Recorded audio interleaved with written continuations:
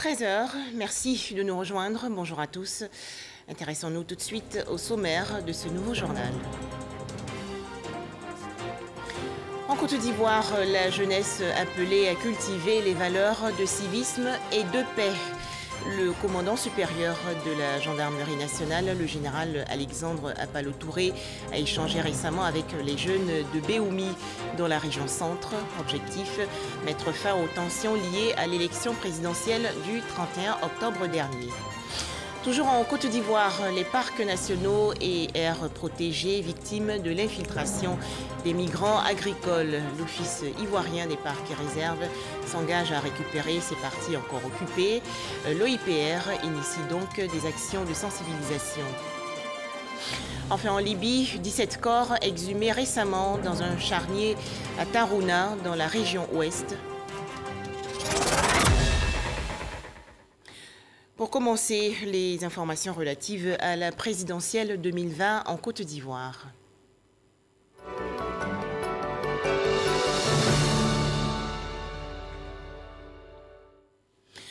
Tout d'abord, c'est aujourd'hui que le Conseil constitutionnel donne les résultats définitifs de l'élection présidentielle du 31 octobre dernier en Côte d'Ivoire. L'arrêt du Conseil constitutionnel vous sera donc retransmis en direct dans quelques instants sur RTI 1. La jeunesse de Béoumi, dans la région centre du pays, invitée à mettre fin à la violence liée à l'élection présidentielle du 31 octobre dernier. Appel lancé il y a quelques jours par le commandant supérieur de la gendarmerie nationale, le général Alexandre Apalo-Touré. Les précisions de Kader Sogodogo de RTI Bouaké. Béoumi, 60 km à l'ouest de Bouaké. Le train-train quotidien a repris. À la résidence du préfet, le général Alexandre Apalo-Touré, commandant supérieur de la gendarmerie nationale, échange avec le corps préfectoral.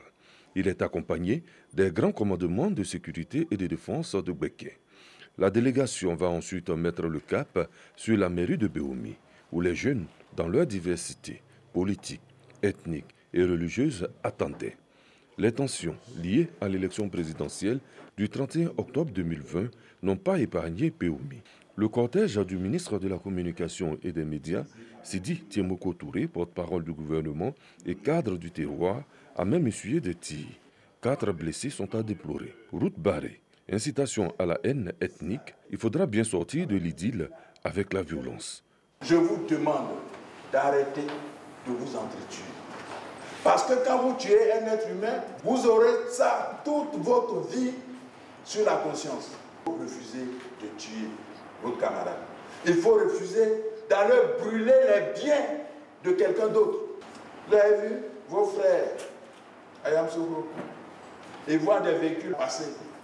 Ils arrêtent, ils descendent ceux qui sont dedans, ils mettent le carburant, ils allument le feu. Même si personne ne te dit quelque chose. Citez-moi un seul monde, un seul pays où on ne parle pas du mal et du bien. Manipulation, fausse rumeur. La jeunesse est utilisée pour mettre en péril son devenir. Elle décide de s'affranchir. Nous appelons tous les jeunes à observer ce que le général a dit, à garder le cap de la paix. Parce que c'est par la paix que nous jeunes préparons notre avenir et que nous jeunes, nous inscrivons tous nos projets. Nous soutenons la paix. Rien que la paix. Avec les conseils du général, je pense que tout changera ici à Béoumi. Il n'y a pas longtemps, les 15, 16 et 17 mai 2019, Béoumi avait été secoué par une crise communautaire. Une stèle érigée à la mémoire des victimes par la ministre Maria Toukoné est encore visible, témoin de l'histoire et des actes à venir. Autre action de sensibilisation dans la région centre du pays, celle initiée par la CADA, la Coordination africaine des droits de l'homme pour les armées. Des éléments des forces armées nationales, notamment la gendarmerie, la police, ainsi que des organisations de la société civile ont renforcé récemment leur capacité à Bouaké et à Béoumi. Les travaux ont porté sur les droits de l'homme, l'état de droit et les relations civilo-militaires. Les explications dans ce reportage de Abou Sanogo. La CADA, la Coordination africaine des droits de l'homme pour les armées dans la région de Bouaké pour renforcer les capacités des forces armées de Côte d'Ivoire, de la gendarmerie et de la police nationale et des organisations de la société civile dans les domaines des droits de l'homme, de la législation sur les armes, de la cohésion sociale et de la lutte contre l'impunité. 30 éléments issus des 3 forces et les populations civiles ont pendant 3 jours été instruits sur les principes de l'état de droit, les relations civilo-militaires, des thèmes liés aux menaces et la protection des personnes vulnérables en période de crise à Béoumi et à Bouaké. Je considère que cet atelier vient renforcer déjà un certain nombre d'acquis qui permettra donc aux forces armées et aux autres forces de sécurité de participer à ces processus dans l'accomplissement de leur mission, dans le respect strict des droits de l'homme. Il faut que les populations de Bouaké comprennent qu'elles doivent participer à leur propre sécurité. Donc pour ce faire, il faut qu'elles aient de bonnes relations avec les autorités civiles et militaires de la localité. Et nous sommes venus pour le rappeler.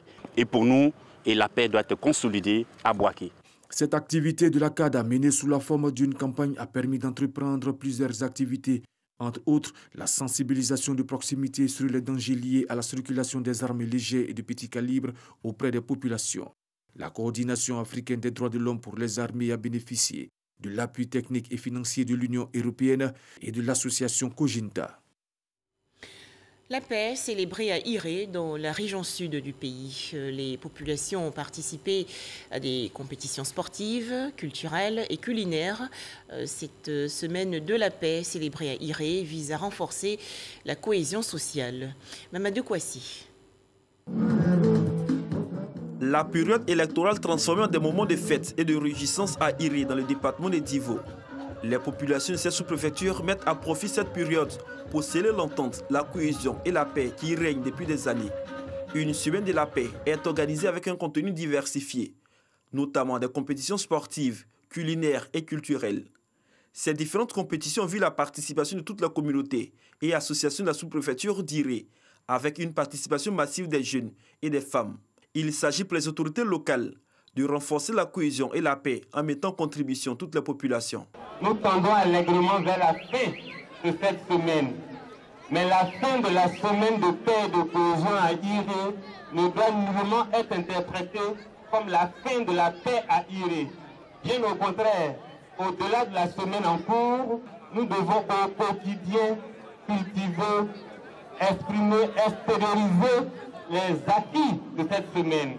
Cette initiative est soutenue par les sociétés minières exerçant dans le département de Divo. Elles aussi souhaitent un climat apaisé pour favoriser le développement économique de leurs activités et surtout pour le bien-être des populations. Nous pensons que sans la paix, il ne peut pas y avoir de développement. Le vivre ensemble de Iré va demeurer. Nous avons tant à préserver.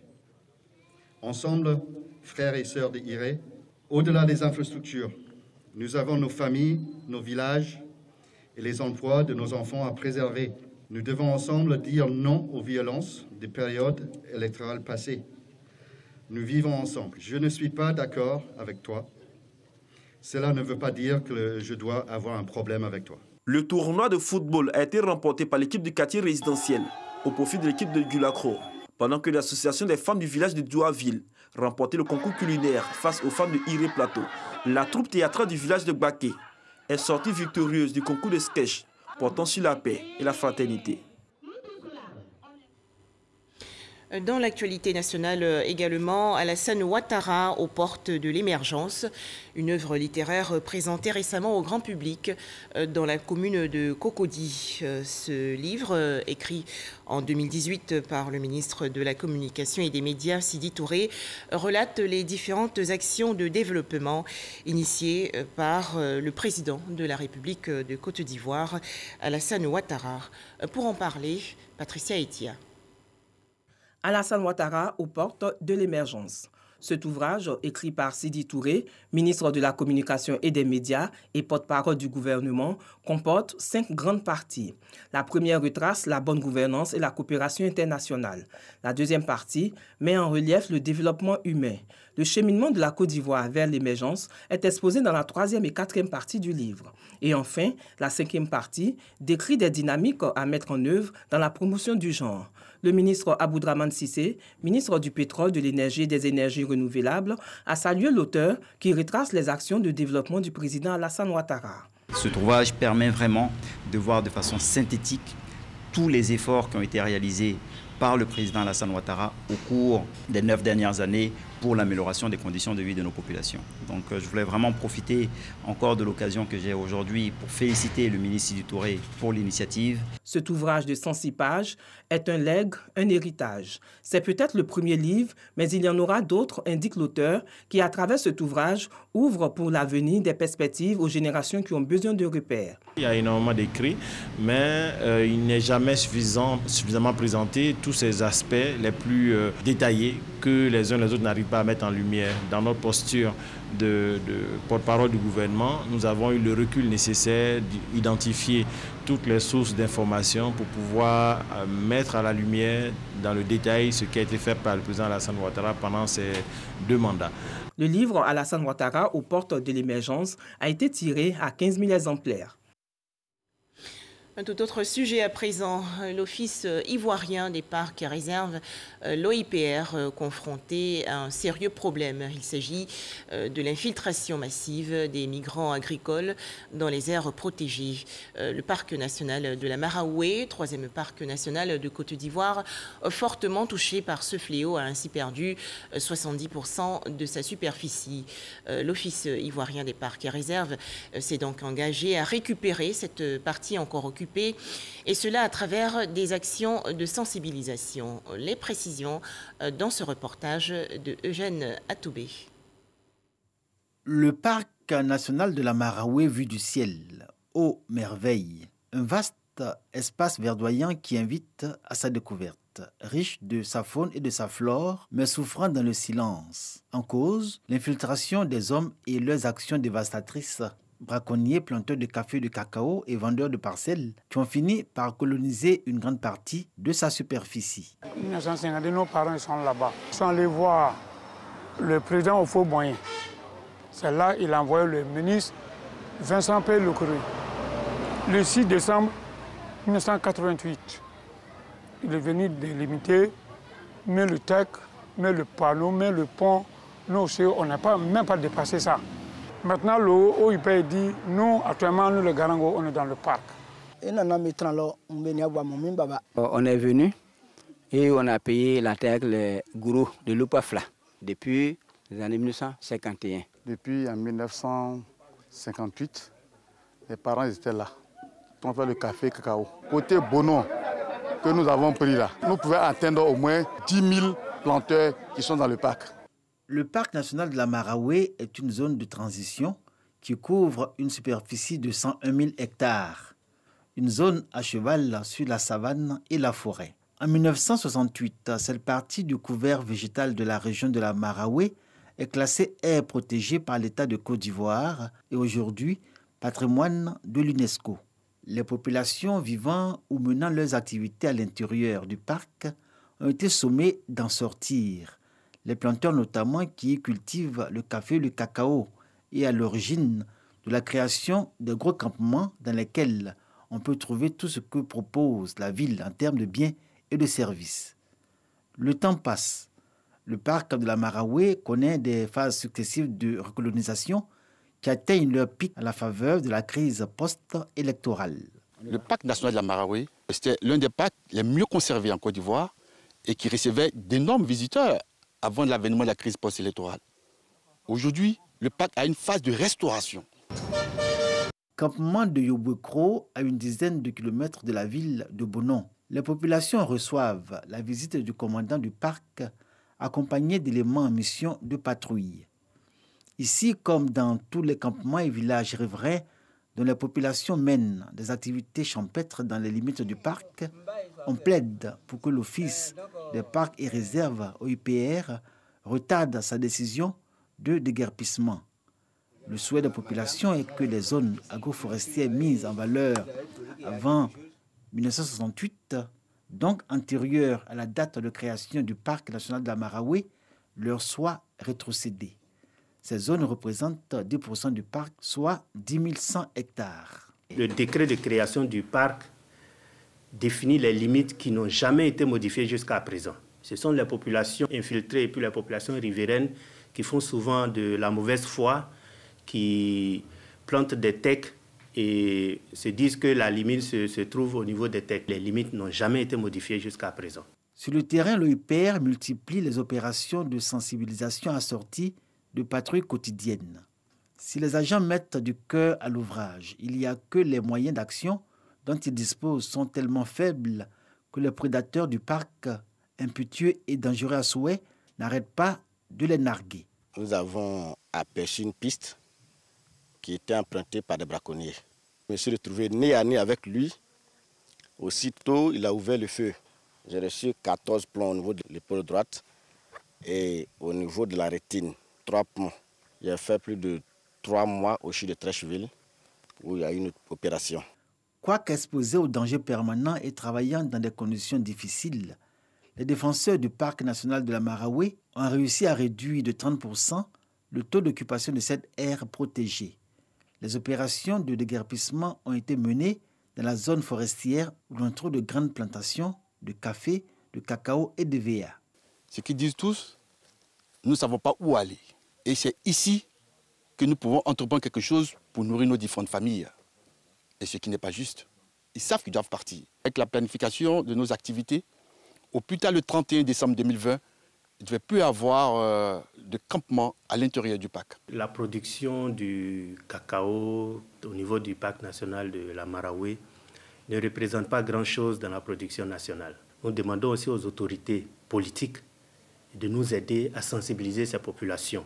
Il y a encore des campements qui font de la résistance, malgré les approches pédagogiques des responsables de l'OIPR en charge du parc de la Marawe.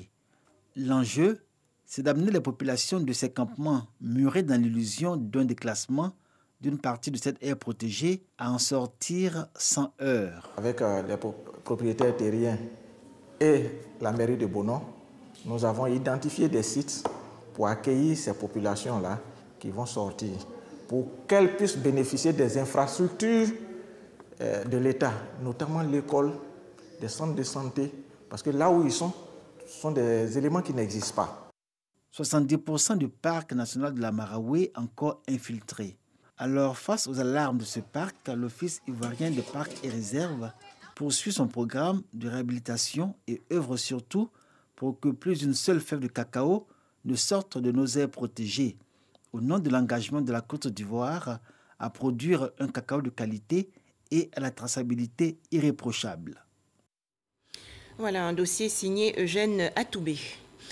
Grand Bassam, dans la région sud du pays, les meilleurs élèves du cours moyen 2 ayant été reçus au test d'entrée en 6e 2020, les titulaires du BPC et leurs aînés du baccalauréat session 2020 ont été récompensés. Une initiative de la mairie de Grand Bassam pour encourager les élèves à améliorer leur rendement scolaire. Les festivités se sont déroulées récemment au centre culturel Jean-Baptiste Moquet. Le point, Issaïo. Encourager et récompenser les meilleurs élèves de Grand Bassam. La mairie de la ville historique, patrimoine mondial de l'UNESCO, en a fait son credo depuis l'année dernière. Malgré la crise du coronavirus, les 3 meilleurs élèves de chaque examen ont été récompensés. Nous vous remercions d'avoir initié cette cérémonie qui récompense les meilleurs élèves de notre commune. Merci d'avoir reconnu notre mérite et de nous avoir permis de vivre ces moments inoubliables.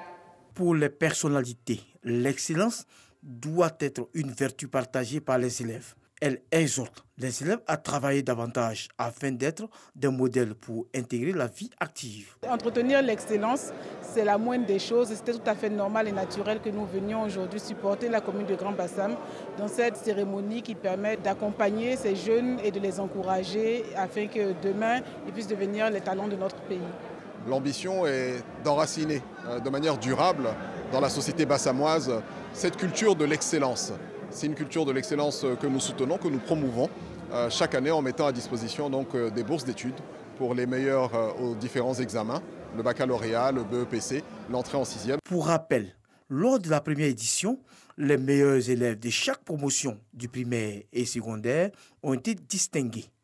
Cette année, du fait de la pandémie à Covid-19, seuls les 3 premiers de chaque examen ont été récompensés. Les gestes barrières sont importants dans la lutte contre le coronavirus, alors respectons-les consciencieusement.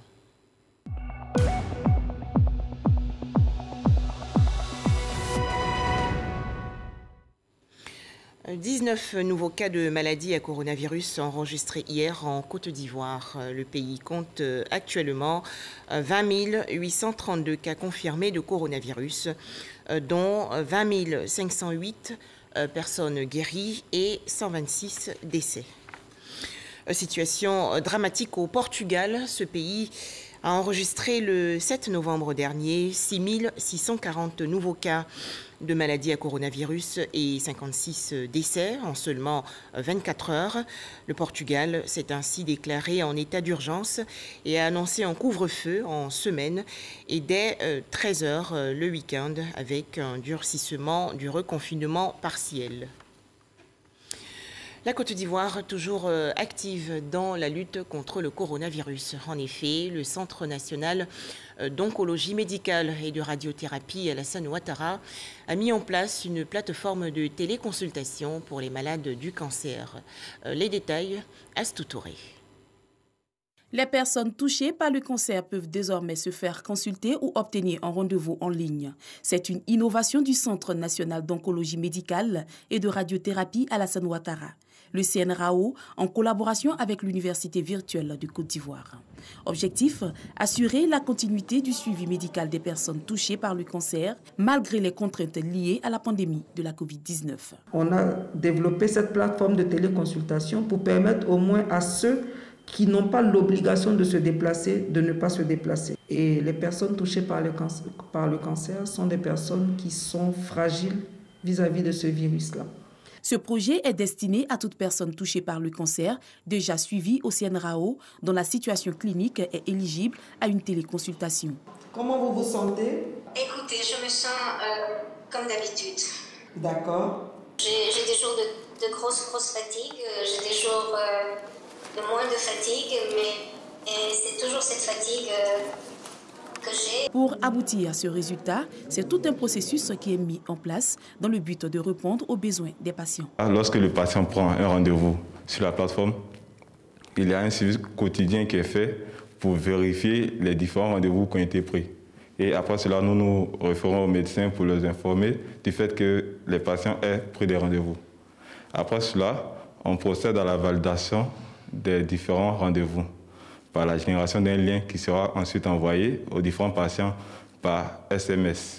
Dans la politique de rapprochement des malades du centre, le CNRAO met à la disposition des patients des moyens de communication.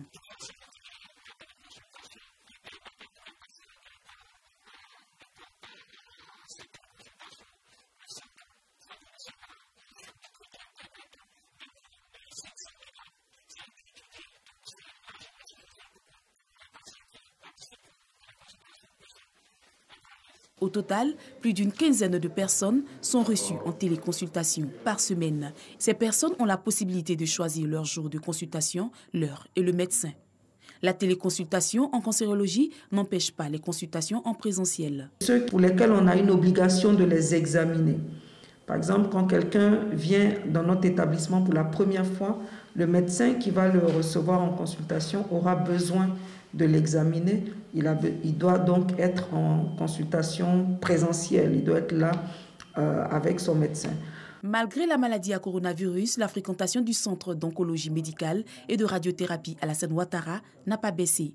Les différents rendez-vous sont respectés, mais dans le strict respect des mesures barrières. Des équipements sanitaires d'une valeur de 10 millions de francs CFA offerts récemment aux hôpitaux de la région du Tonkoui, dans l'ouest du pays. Ce matériel va leur permettre de lutter efficacement contre la fistule obstétricale. C'est un don du ministère de la Femme, de la Famille et de l'Enfant. Les détails, Walter Amadou. Une récente enquête de l'UNFPA a estimé que 1000 nouveaux cas de fistule obstétricale surviennent chaque année en Côte d'Ivoire. Afin de lutter contre ce fléau, l'État bénéficie d'un accompagnement de la CEDEAO à travers le Centre de la CEDEAO pour le développement du genre, CCDG. Le programme grâce auquel nous avons obtenu ce matériel, c'est un appui de la CEDEAO aux États membres. Et en Côte d'Ivoire, c'est exécuté par le ministère de la Femme, mais avec la participation active du ministère de la Santé, du ministère de l'intégration africaine même et des ONG actives dans le domaine. Alors, nous avons ce matin profité pour sensibiliser nos parents sur les causes, parce que c'est le mariage précoce, c'est l'excision, et puis c'est bien d'autres pratiques traditionnelles néfastes qui sont à la base de la fistule obstétricale. Le CCDG, en initiant ces aides, vise à apporter un soutien médical et financier aux femmes et aux filles souffrant de fistules obstétricales. La présente remise de matériel médical au CHR de Mans pour le suivi de la réinsertion des exporteuses de fistules est un pan concret de ce programme de solidarité. La fistule obstétricale n'est pas une malédiction. Ce n'est pas de la sorcellerie, c'est une maladie et qui se soigne. Nous sommes aujourd'hui à plus de 90% de taux de guérison. Alors donc, plus question de se cacher avec cette maladie, plus question également de condamner ou de banaliser les femmes qui en souffrent. Plutôt soyons solidaires et aidons-les à faire le circuit qui va les sauver, l'hôpital et le centre CKRF. Après cette remise de matériel médical, une visite du chantier du CKRF, Centre communautaire d'accueil et de réhabilitation des femmes de Logwalé, a permis à la délégation de voir de plus près l'état d'avancement des travaux. Initié en 2016 dans la région de l'Ouest, ce projet s'est matérialisé par la sensibilisation des filles et des femmes sur la fistule obstétricale et ses conséquences. En 2017, le projet a connu sa phase pilote avec 30 filles et femmes porteuses dans les villes de Bangolo, Logwalé, Danané et Zouan-Ounien. La fistule obstétricale est une lésion résultant de l'accouchement qui a été relativement négligée. En image, l'actualité hors de chez nous avec cette découverte macabre en Libye. 17 corps ont été exhumés dans un charnier. Annonce faite hier par les autorités du gouvernement d'union nationale. Les forces gouvernementales soutenues par les Nations Unies accusent l'armée rivale basée à l'est du pays d'avoir commis des tueries à Tarouna, ville située à environ 80 km au sud-est de Tripoli, la capitale. Direction à présent le Conseil constitutionnel dans la commune du Plateau. Le délai des 5 jours de réclamation accordé aux candidats contestataires de l'élection présidentielle du 31 octobre dernier est épuisé. Et aujourd'hui, lundi 9 novembre 2020, place à la publication des résultats définitifs du scrutin. Il s'agit de la proclamation des résultats définitifs de l'élection du président de la République du 31 octobre 2020. Après en avoir délibéré conformément à la loi, le Conseil constitutionnel rend la décision dont la teneur suit.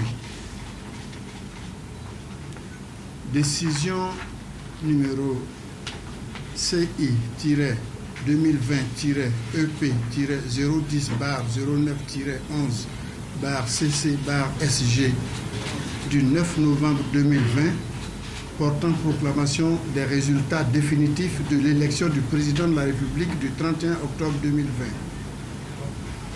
Au nom du peuple de Côte d'Ivoire, le Conseil constitutionnel, vu la Constitution, vu le Code électoral, vu la loi organique numéro 2001-303 du 5 juin 2001 déterminant l'organisation et le fonctionnement du Conseil constitutionnel, vu le décret numéro 2005-291 du 25 août 2005 déterminant le règlement, la composition et le fonctionnement des services, l'organisation du secrétariat général du Conseil constitutionnel ainsi que les conditions d'établissement de la liste des rapporteurs adjoints.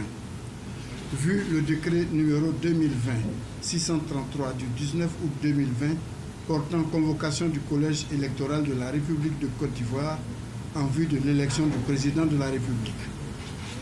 Vu le décret numéro 2020-639 du 19 août 2020 fixant la durée de la campagne électorale pour l'élection du président de la République. Vu la décision numéro CI 2020-EP09 du Conseil constitutionnel en date du 14 septembre 2020 portant publication de la liste définitive des candidats à l'élection du président de la République du 31 octobre 2020. Vu la proclamation des résultats provisoires faite par la Commission électorale indépendante le 3 novembre 2020, vu les procès-verbaux de dépouillement des votes et les pièces jointes, transmis par la Commission électorale indépendante au Conseil constitutionnel le 3 novembre 2020, oui, les conseillers rapporteurs, considérant qu'après le recensement général des votes de l'élection du président de la République du 31 octobre 2020, la Commission électorale indépendante a proclamé les résultats provisoires suivants. Inscrits 6 066 441, votant 3 269 813, suffrages exprimés 3 215 909, taux de participation 53,90%. Ont obtenu M. Alassane Ouattara 3 031 483 voix, soit 94,27%. M. Afi Nguessam Pascal 31 986 voix, soit 0,99%. M. Bédié Conan Aimé Henri 53 333 voix, soit 1,66%. M. Kwadjo Conan Bertin 64 011 voix, soit 1,99%. Considérant qu'au terme des articles 51 in fine et 127 alinéas 2 et 3 de la Constitution, le Conseil constitutionnel contrôle la régularité des opérations de l'élection du président de la République, statue sur les contestations irrelatives et en proclame les résultats définitifs. Considérant que l'article 60 du Code électoral impartit aux candidats à l'élection du président de la République un délai de 5 jours francs à compter de la proclamation des résultats provisoires par la Commission électorale indépendante pour adresser au président du Conseil constitutionnel une réclamation concernant la régularité du scrutin ou de son dépouillement. Considérant que le 3 novembre 2020, la Commission électorale indépendante a proclamé les résultats provisoires du scrutin du 31 octobre 2020 et a transmis au Conseil constitutionnel à cette même date les procès-verbaux de dépouillement des votes ainsi que les pièces qui en constituent les annexes. Qu'à la même date du 3 novembre 2020, le Conseil constitutionnel a fait diffuser un communiqué par voie de presse écrite, audiovisuelle et numérique pour informer les candidats que leurs réclamations éventuelles étaient attendues du mercredi 4 novembre 2020 au dimanche 8 novembre 2020 inclus. Que toutefois, pendant ce délai de 5 jours, la juridiction constitutionnelle n'a enregistré aucune réclamation émanant d'un candidat.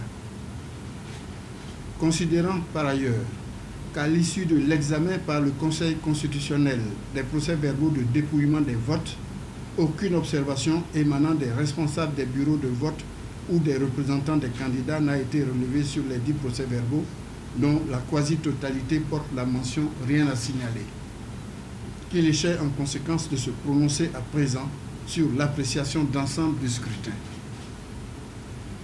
Considérant à ce sujet qu'il ressort des constatations faites sur le terrain par la Commission électorale indépendante, qu'à la suite d'actions concertées menées à force ouverte, baptisées par leurs initiateurs désobéissance civile ou encore boycott actif, des actes de violence ont été perpétrés dans plusieurs localités du pays, entraînant mort d'hommes, coups et blessures volontaires, destruction de biens meubles et immeubles publics ou privés, saccage de lieux, de bureaux et de matériel de vote, d'empêchement physique ou psychologique de certains électeurs d'exercer leur droit de vote, ainsi que de nombreux autres faits constitutifs d'entrave au déroulement normal du processus électoral.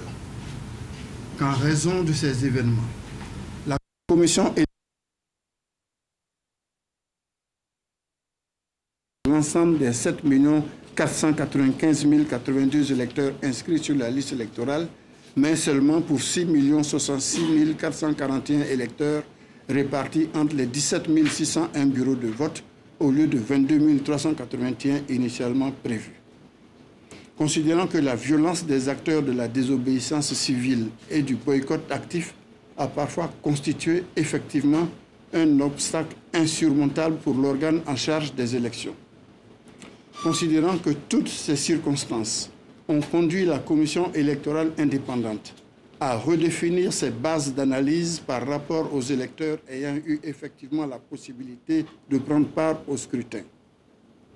Considérant cependant que ni la Constitution, ni le Code électoral n'imposent au juge constitutionnel un nombre minimum d'électeurs ou de bureaux de vote opérationnels desquels il doit faire dépendre la validité du scrutin pour l'élection du président de la République.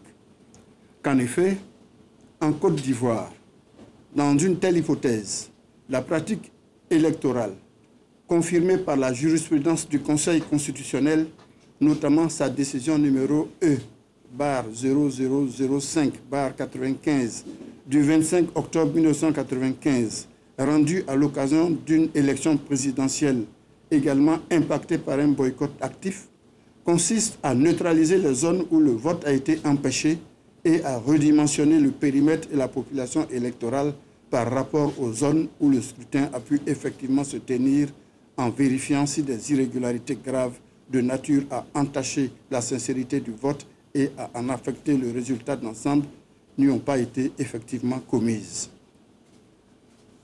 Considérant que cette pratique et cette jurisprudence présentent les avantages d'abord de respecter la lettre et l'esprit de l'alinéa 12 du préambule de la Constitution, à travers lequel le constituant proclame solennellement que l'élection démocratique est le moyen par lequel le peuple choisit librement ses gouvernants. Ensuite, d'être conforme à l'article 50 de la Constitution qui dispose que la souveraineté appartient au peuple et qu'aucune section du peuple ni aucun individu ne peut s'en attribuer l'exercice. Et enfin, de privilégier la légalité constitutionnelle et de respecter ainsi le vote des électeurs ayant exprimé leur choix en participant au scrutin.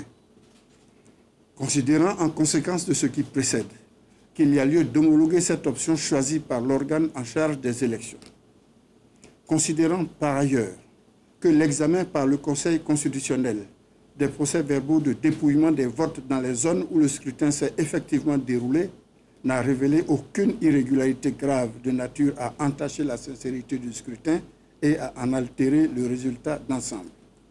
Qu'il convient, en conséquence, de déclarer régulier le scrutin du 31 octobre 2020 pour l'élection du président de la République. Considérant sur les résultats définitifs du dit scrutin qu'il résulte des dispositions de l'article 56 alinéa 1er et 5 de la Constitution, que l'élection du président de la République est acquise à la majorité absolue des suffrages exprimés au premier tour et, à défaut, au plus grand nombre de voix au second tour. Qu'après contrôle, il est de proclamer ainsi qu'il suit les résultats définitifs de l'élection du président de la République du 31 octobre 2020. Nombre d'inscrits, 6 066 441. Nombre de votants, 3 269 813. Suffrages exprimés, 3 215 909. Majorité absolue, 1 606 956. Taux de participation, 53,90%. Ont obtenu M. Alassane Ouattara, 3 031 483 voix, soit 94,27%. M. Afi Nguessan Pascal, 31 986 voix, soit 0,99%. M. Bédier Conan Aimé Henry, 53 330 voix, soit 1,66%. M. Kwadjo Conan Bertin, 64 011 voix, soit 1,99%. Considérant que sur 3 215 909 suffrages exprimés, la majorité absolue est de 1 606 956 voix. Considérant que M. Alassane Ouattara a recueilli 3 031 483 voix, réalisant ainsi un score de 94,27%, supérieur à la majorité absolue requise. Qu'il convient en conséquence de le proclamer élu dès le premier tour président de la République de Côte d'Ivoire au terme du scrutin du samedi 31 octobre 2020. Décide, article 1er, Le scrutin du 31 octobre 2020 est régulier. Article 2.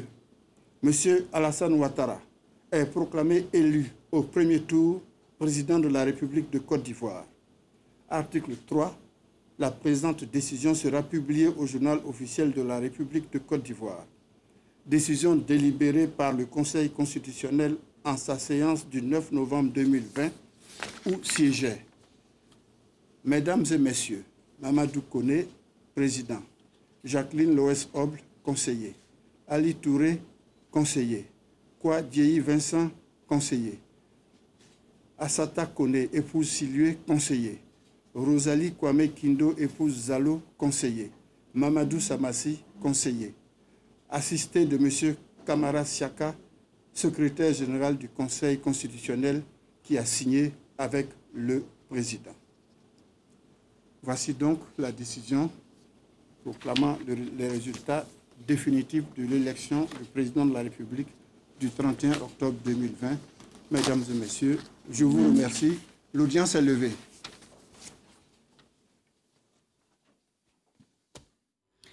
Voilà, c'était le point des résultats définitifs de l'élection présidentielle du 31 octobre dernier en Côte d'Ivoire. Point fait par le président du Conseil constitutionnel, Mamadou Koné. Et c'est la fin de ce journal. Merci de nous avoir suivis.